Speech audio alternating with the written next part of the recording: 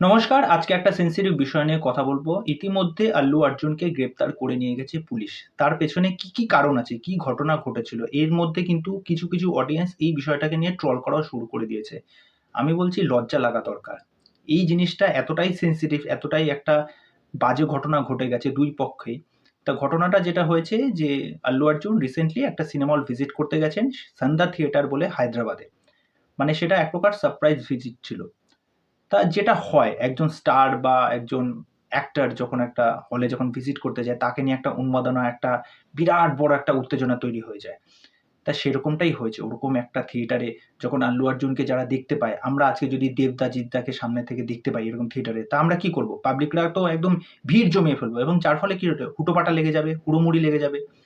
এবার যার ফলে কিছু একটা বিচ্ছিরি একটা ঘটনা ঘটে যাবে। তাই সেই ঘটনাই ঘটেছে একজন মহিলা এবং তার বাচ্চা ছিল এবং মহিলা খুব বিচ্ছিরিভাবে আহত হয় এবং বাচ্চাও খুব বিচ্ছিরিভাবে আহত হয়।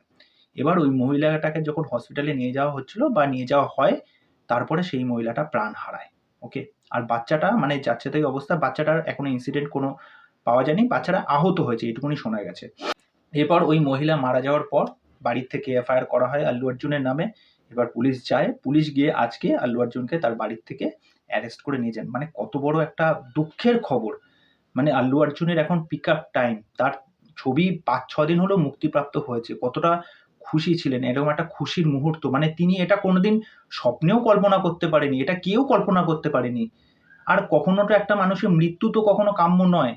আমরা কখনো কি চাইবো যে একটা মানুষ তার সাথে যতই কিছু তার সাথে ঝামেলা থাক বা না থাক বা বাকবিতণ্ডা হোক বা না হোক, যাই হোক না কেন, একটা মানুষের মৃত্যু কখনোই কাম্য নয়। এই যে আজকে যে ইনসিডেন্টটা ঘটে গেল, যে মহিলাটার মৃত্যু হয়ে গেল, এটা সত্যি মানে ভাগ্যের কি অদ্ভুত পরিহাস এবং এটা আল্লু অর্জুন নিজেও কোনোদিন স্বপ্নেও কল্পনা করতে পারেনি যে এরকম একটা ঘটনা ঘটে যাবে। তাই না? তা আমি বলব যখন এই স্টাররা যখন সারপ্রাইজ ভিজিট করতে যায়, মানুষজনকেও দোষ দেওয়া যায় না, আবার যে স্টার আছে তাকেও দোষ দেওয়া যায় না। কেননা ২ তরফের মানুষের মধ্যে না একটা আবেগ, ভালোবাসা এই জিনিসগুলো কাজ করে। যে মানুষটা এতদিন ধরে কষ্ট করে সিনেমা বানিয়েছে, সে সারপ্রাইজ ভিজিট করার জন্য কিন্তু দেখতে গেছিল।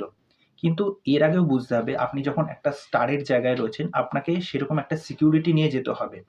এবার জানি না সেই সিকিউরিটির ক্ষেত্রে কি প্রবলেম হয়েছে। কেননা মানুষ করবেই এই জিনিসটা। আজকে দেখুন না, আজকে খাদান নিয়ে যে সমস্ত জায়গায় দেবদা প্রমোশনে যাচ্ছে, হাজার মানুষ দেখতে আসছে। এরকম একটা জায়গায় গিয়ে যদি কোনোরকম একটা বিপদ ঘটে যায়, তাহলে কি হবে? তাই না? তো সেই ব্যাপারটা আগে বুঝতে হবে।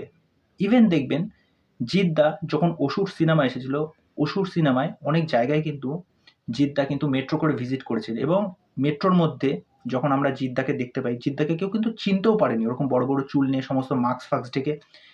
এছাড়া যারা বলিউড থেকে অনেক অ্যাক্টর যারা কলকাতায় যারা শুটিং করতে এসেছিল, তারাও যখন যত্রতত্র এদিক-ওদিক ঘুরে বেরিয়েছে, তারা সেটা জানায়। ঠিক আছে? তারা কিন্তু একদম গোপনে লুকিয়ে চুরিয়ে সমস্ত জায়গায় ঘোরাফেরা করেছে। ইভেন এমএস ধোনি তো আমাদের কলকাতায় এসেছিল। ঠিক আছে? কলকাতায় এসেও যখন সে কলকাতায় ঘুরেছে, ঠিক আছে? সেও কিন্তু লুকিয়ে এক প্রকার ঘুরেছে। যখন সাক্ষীর সাথে তার যখন প্রেম বিষয়টা ছিল। ওকে? তা এই বিষয়গুলো মাথায় রাখতে হবে এবং এই বিষয়টা আমি কাউকেই দোষ দেব না। এটা সত্যি ভাগ্যের অদ্ভুত পরিহাস। আল্লু অর্জুন স্বপ্নেও কোনোদিন ভাবতে পারেনি এরকম একটা ঘটনা ঘটে যাবে এবং যেই মানুষটি আজকে নেই, যে মহিলাটা আজকে মারা গেছেন, তার পরিবারের জন্য সমবেদনা। খুবই দুঃখের একটা বিষয় এবং এই ক্ষেত্রে কাকে দোষ দেব? এই ক্ষেত্রে কি কাউকে দোষ দেওয়া যায়? এই ক্ষেত্রে বললাম না, যাদের কপালে যদি লেখা থাকে যে পুলিশ বা জেল হেফাজত এই বিষয়পত্রগুলো, তাহলে সেই বিষয়ে কিছু বলার নেই।